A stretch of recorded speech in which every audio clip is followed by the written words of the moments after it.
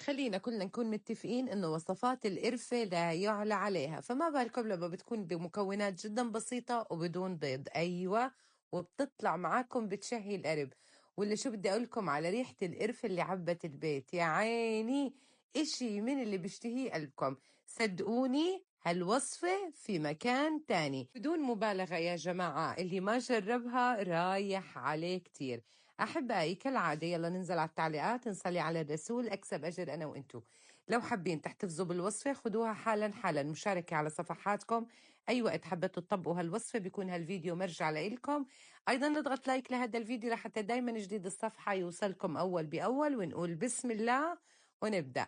كيف ما شفتوا عندي هون كوبين من السكر، بضيف لهم كوب واحد من المي، وبضيف عصرة ليمون، ربع معلقة صغيرة من القرفة المطحونة، وعود من القرفة. رفعت طنجرتي على النار بدون ما نحرك السكر. أول ما بيغلي معنا بهدي الحرارة وبتركه 5 دقايق بعد الغليان وبشيله على جنب. عندي هون كوبين ونص من السميد، ممكن تستخدمي السميد الوسط أو السميد الخشن، ما تستخدمي لا الناعم ولا الفرخة. ضفت كوبين ونص من السميد وراح أضيف عليهم معلقتين صغار من البيكنج باودر. راح أضيف عليهم معلقتين كبار من السكر ومعلقة كبيرة مليانة من القرفة، وراح أضيف عليهم ذرة بسيطة من الملح، ولكن هاي الذرة شو بتركز النكهات إشي غير شكل. راح أدمج كل المكونات الجافة مع بعض، وراح أضيف 100 جرام من الزبدة. أكيد فيك تستبدليهم بالسمنة لو حبيتي. دوبت الزبدة كيف ما شفتوا، وراح أضيفها على السميد وحبدأ أبس فيه ما يقارب 5 دقايق. ولو عندك وقت وحبيتي إنك تريحيها بعد البس، يعني شي ساعة زمن أفضل وأفضل. ابسها بإيدي بهذا الشكل اللي واضح قدامكم لحتى أتأكد إنه الزبدة تغلفت معي بكل سميد تماما. هلأ لو متاح عندكم الزبدة للأمانة أطيب وأطيب من السمنة. بشيل المكونات على جنب، وعندي هون كوب ونص من الزبادي اللي هو نفسه الرايب أو اليوغورت، ورح أضيف عليهم ربع معلقة صغيرة من البيكربونات الصوديوم. بدمجهم مع بعض وبضيف الزبادي على السميد كيف ما عم بتشوفوا معي. ولو وصلتوا معي لهون وعجبتكم الوصفة بتمنى تكتبوا لي تم و10 على 10 يا ملك.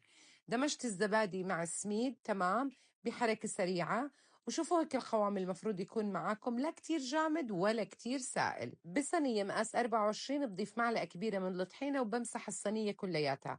هلأ بوصفات البسبوسة إجمالا أنا بفضل دائما استخدام الصواني الألمنيوم، لأنها بتوزع الحرارة بشكل كتير منيح، أفضل بكتير من الجرانيت ومن التيفال. واللي بيتفق مع الرأي يكتب لي هذا الشيء بالتعليقات. حطيت البسبوسة كيف ما عم بتشوفوا، ببدأ إني أفردها، وما بتكون معنا كتير سميكة لأنه إحنا ضايفين بيكنج باودر فحتنتفخ بالفرن، ولا بتكون معي كتير كتير رقيقة، يعني تقريبا ارتفاع 1 سنتي. قطعتها لمربعات، فيكم تقطعوها بالطريقة اللي بتحبوها وبتفضلوها، وزينتها بشرحات من اللوز. أكيد بيلبق معاها جوز البيكان أو جوز عين جمل، ولا أحلى من هيك. بغطيها شي 10 دقايق، بعد هيك بدخلها على فرن محمى مسبقا على درجة حرارة 250 على الرف الأول من تحت. بعد هيك بنزل الحرارة لل200 والفرن بكون مضوي عندي فقط من تحت. أول ما بتشقر معاكي من تحت على طول بتضوي عليها الشواي من فوق.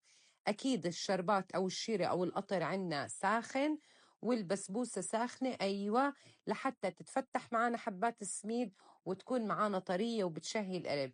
بغطيها وبتركها ما يقارب ربع ساعة نص ساعة وبقدمها، ويا ريته ألف صحة وهنا. عن جد يا جماعة بتشهي. ضروري اللي ما جربها يجربها، لأنه حرفيا ريحة القرفة غير شكل. انتوا بس شوفوا لي هالمنظر ولا ريحتها يا جماعة غير شكل. أحبائي هيك بكون خلص معنا الفيديو لليوم، بتمنى إنه يكون عجبكم. دمتم بخير وباي باي.